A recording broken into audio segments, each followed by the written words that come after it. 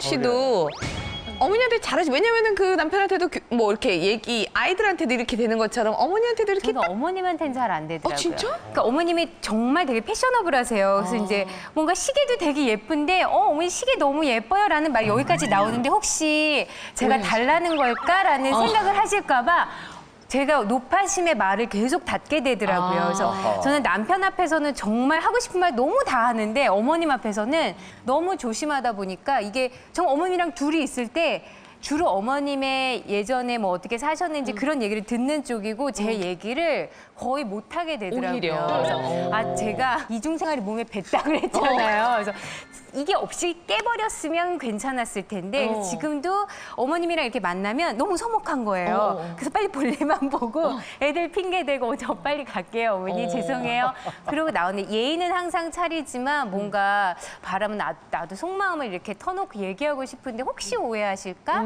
이런 두려움이 좀 있어서 맞게 되더라고요. 아까 이제 뭐 선의의 거짓말, 하얀 거짓말은 기분 좋게 하면 좋을 수도 있다. 그 정도 이중성은 충분히 우리가 가지는 게 더 관계를 좋게 할 수 있다 얘기를 했는데 이거는 그 수준이 아닌 것 같아요. 어머니의 조금은 좀 너무나 다른 행동에 힘들어하시는 분이 계세요. 예.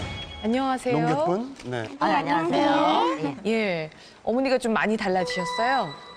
결혼 전까지만 해도 네가 우리 집에 들어오면 나는 널 정말 딸처럼 생각할게 이렇게 얘기를 하셨었는데 막상 이렇게 결혼을 하고 그리고 나서 보니까 좀 많이 달라지셨더라고요. 어떻게?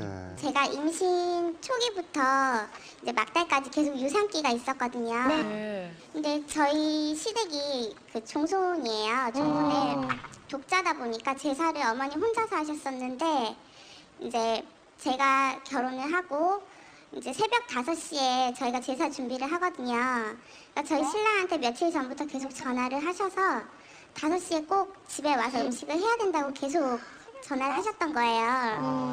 그래서 저는 유산기가 있었는데도 저 혼자 그걸 다 했었거든요. 그러다 보니까 나중에는 하혈도 계속해서 병원 응급실에도 몇 번이나 실려간 적이 있고요. 저희가 처음에 전세로 살다가 돈을 좀 모아서 이제 집을 사게 됐는데 저희 신랑이랑 저랑 이제 시댁 도움 없이 결혼을 했기 때문에 집을 살 때도 이제 저희끼리 의논을 해서 결정을 했죠. 이제 명의도 공동 명의로 하자 이렇게 됐었는데 그 집 계약하는 날 저희 시부모님께서 부동산을 찾아오셔서 결국에는 제 명의 공동 명의로 절대 안 된다고 하셔서 그 자리에서 그냥 저희 신랑 명의로 그렇게 계약을 했었어요. 아니, 그 집을 얻을 때 돈을 다 반반씩 된 거 아니었어요? 네네, 반반씩. 같이 모아서 한 거니까 가정생활. 선생님이 그런 걸 요구했을 때 뭐라고 얘기를 하셨어요? 그때는 그냥 어른이시니까 저는 그냥 참아야 된다고 생각을 했었어요. 그러니까 저희 할머니랑 연세가 같으시거든요. 그러니까 워낙에. 그 하혈을 하는데도 불구하고 계속 일을 시키셨다고 그랬잖아요. 네네. 남편은 그에 대해서 어떤 태도 취했나요? 저희 신랑은 아침에 그냥 일을 나가버리니까 그냥 그런 사실을 처음에는 몰랐었어요. 근데 응급실에 한 2번, 3번씩 가고 나니까 나중에는 이제 저한테 얘기하기를 그냥 요령껏 하지 왜 그렇게 하냐고. 네. 아니 어머니한테 한 번이라도 그러니까 막 반항까지는 아니지만 어머니 저 너무 힘들어요라든가 뭐 이렇게 말씀을 드려본 적은 없어요?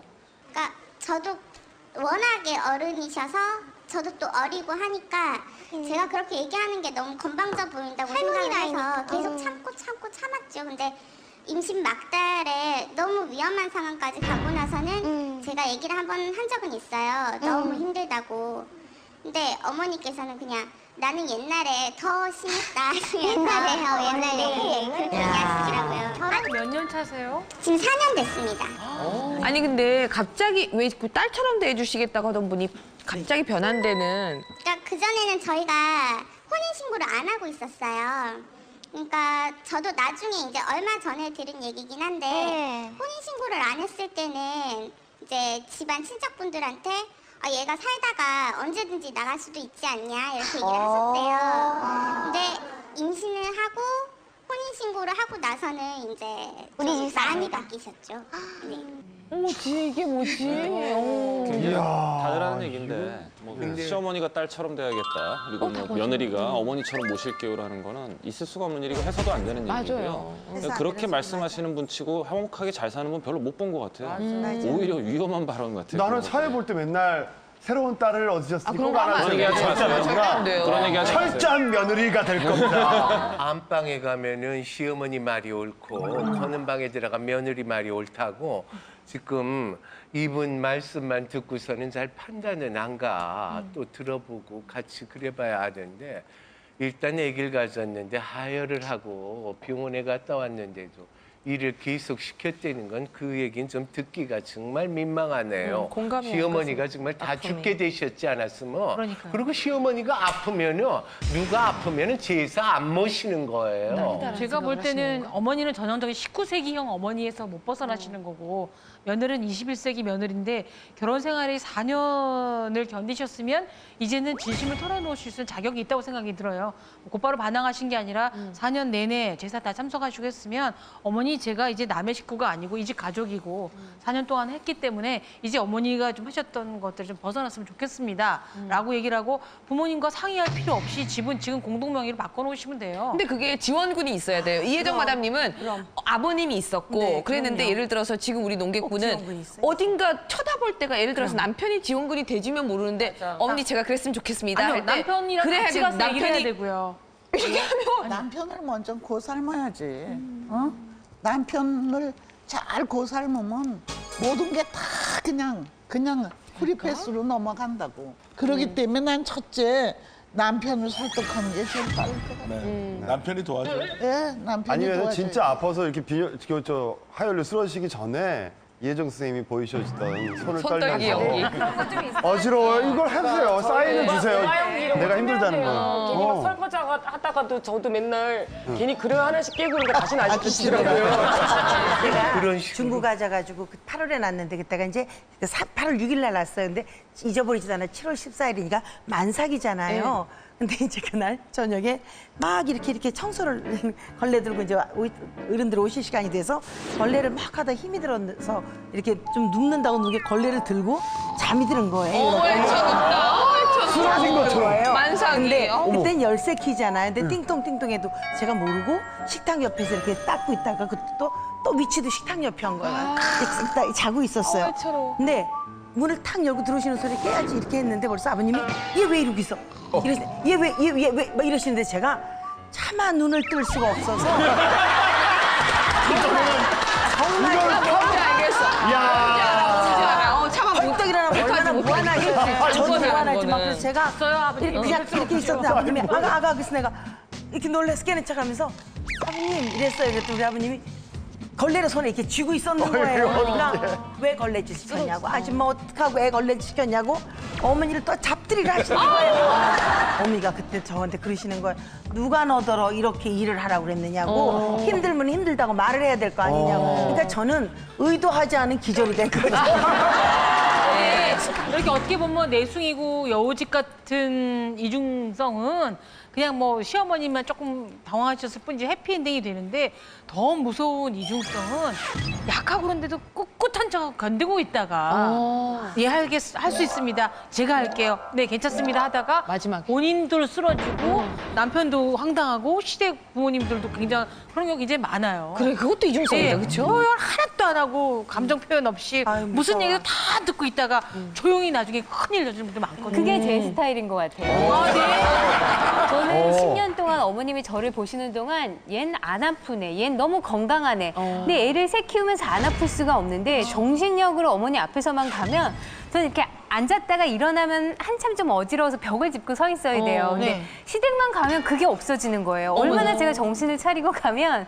그래서 어머님은 참 너는 건강하고 타고났다 이렇게 말씀을 하시니까 그런 말을 들을 때마다 저는 더 건강해져야 되는 거고 가끔은 저도 골마 터질 때가 있는데 전혀 모르시는 것 같더라고요. 네. 이제 가끔 이제 애 아빠가 제가 터질 때마다 받아주기는 하니까 별 문제는 없이 지나가는데 저희 애 아빠도 이제 너도 하고 싶은 말 다 해. 항상 그래. 하고 싶은 말 다 해. 그 어머님도 그래도 하고 싶은 말 있으면 다 해라 하는데 못해요. 힘들다 이 말이 전혀 안 나와요. 몸이 아프다 이 말도 안 나오고. 안 나와요. 세버릇 해야 돼. 설수연 말이 안 씨가 나와. 지난번에 말씀드렸던 이제 그런 기질상 본인이 어떤 얘기를 하는 걸 굉장히 불편하게 생각을 하시거든요. 그래서 뭐 절대 얘기는 못 할 거고 기립성 저혈압이라고 이제 앉아있다 일어날 때만 피행 어지러운 거 있어요. 이제 빈혈이 있는 경우나 아니면은 저혈압이 있거나 아니면은 하체 근육이 좀 부족하거나 했을 때 기본적으로 우리가 일어났을 때 중력에 의해서 뇌 높이가 한 1m 이상 달라지는데 순간적으로 아래 하체에서 근육이 딱 조여주면서 혈액이 쫙 올라가 줘야 되는데 그게 안 되는 분들이 있어요. 근데 아마 설수연 씨 빈혈이나 저혈압이 있을 가능성이 있는데 문제는 시댁에 가잖아요. 그럼 설수연 씨 성향적으로 봤을 때 긴장이 빡 돼요. 긴장이 되면 혈압이 쫙 올라가면서 혈압이 기립성 올라가니까. 저혈압이 안 생겨요. 이걸 의학적으로 진단을 해주네. 병도 고쳐주는 시댁일세. 병도 고쳐주는 시댁이야. 좋은 시댁일세. 근데 애를 셋을 낳았으면 셋을 이게 뭐야? 애들 셋. 너가 진짜 같아. 진짜 이게 뭐야? 며느리가 있잖아요. 정말 내가 이렇게 지탄받을 일을 얘기를 했어. 애를 그러면 어떻게 낳아? 이걸 꼭 해야 돼요? 아니 애를 낳아란 말이 이게 안 하면 안 돼? 내가 안 낳았다니까 내가 안 빼봐가지고 몰라요 나는. 안 빼봤대. 저렴해. 저렴해. 아 그만 나래. 아 방금. 나가실 문은 이쪽입니다. 예. 그래도 벌이가 여기가 쏠쏠하니까요. 알겠습니다. 좀만 더 있겠습니다. 아니 우리 시어머니와 며느리만 그래요? 남편분들은 장모님에게나 이런 식으로 뭔가의 이중적인 제가 그럴 것 같아요. 네. 충분히 그러실 것 같아요. 아니야, 잘해요. 처갓대 식구들 다 말이 없어요. 가면 제가 다 진행을 해야 돼요. 자기는 요새 어떻게 지냈어요? 아, 그러시군요. 장모님 어떻게 지냈어요? 장모님 요새 건강이 어때? 뭐 이렇게 쫙 하고 갈 때 됐습니다. 안녕히 계십시오. 아니 근데 장인 장모님이 그거를 행복해하세요? 모르겠어요. 제가 본인만 행복해. 그분들의 사생활이고. 본인만 행복해. 저는 처갓집 가면요. 예. 근데 장인 장모님이 특히 이렇게 소파에 앉으라고 하면 이제 장인 장모 이렇게 앉아 계시잖아요. 그러면 아 예 그럼 이렇게 앉아 있으면 한 1분 있으면 두 분이 사라지세요. 왜? 두 분이 장인은 방에 들어가시고 장모는 부엌에 이렇게 가시고. 왜 어려워서? 저는 되게 어려워요. 그러면 제가 이제 장모님한테 가가지고 어깨 이렇게 저는 이렇게 잘 이렇게 스킨십을 잘하니까 스킨십. 막 이렇게 막 하면 몰라 옆에 앉았다고 되게 많으니까. 장모님은 좀 이렇게 좀 받아주시는데 장인어른은 자꾸만 저를 피하고 결혼한 지 10년이죠. 네, 본인 집인데도 겉돌아. 겉도셔 이렇게. 섞이지 못하시고. 겉도시고. 원인은 아세요? 왜 그러지? 저 장인요. 장인은 늘 이렇게 정도만 걸으신 분이라 가지고 이 옆길만 사이가 가시는 분이랑 늘 저는 이렇게 만날 수가 없어. 옆으로 새잖아요. 네. 그러니까 제가 늘 얘기하면 아니 아버님 집을 왜 이런 식으로 지셨어요? 좋아하지. 아니 왜? 그러면 아니 어차피 따님이 결혼할 줄 알았으면 좀 크게 이렇게 이 집은 좀 크게 그 정도야 용렬한 거. 크게 짓지 이게 뭐예요? 내가 막 그러면 아버님은 생각을 못했네 그러고 아직도 지금 불편한 사이. 이게 잘못된 게 저는 가면 좀 성향은 좀 틀린데 저는 막 이렇게 답답한 걸 막 얘기하는 스타일이라서 장인 이렇게 도망 다니시는 야 의외다. 의외다. 이혁재씨는 이혁재. 잘하실 것 같아요. 어쨌든 장모님 앞에서는 생활 패턴이 좀 바뀌죠. 표현은 저는 똑같이 합니다. 근데 저는 고기를 좋아하는데 돼지고기 삼겹살을 그냥 김치에 잘 익은 김치에 싸서 먹는 걸 좋아하지 먹고 싶다. 채소 이렇게 쌈 싸 먹는 건 별로 좋아하지 않거든요. 그래서 우리 집에서 아무리 우리 엄마가 상추랑 이런 걸 해놔도 야 좀 채소 좀 같이 먹어라 해도 아유 엄마 놔둬 냅둬 이러고서 그냥 고기 싸 먹는데 장모님한테요. 처가에 딱 가서 장모님이 사위 왔다고 한 20여 가지 되는 거를 막 이렇게 소쿠리에다가 이렇게 갖고 오면은 아내가 엄마 애 아빠 안 먹어 이거 안 먹어 왜 그래? 어머니 뭐 이거는 뭐예요? 오, 야. 그러면 기본 상추에다가 뭐 올려놓고 막 또 이렇게 생긴 분들이 있어요. 맞아. 그래. 크리스마스 추리가 그래. 있어요. 자주색 줄. 나는 진짜 내가 우리 집이라면 난 그런 거 안 먹는다.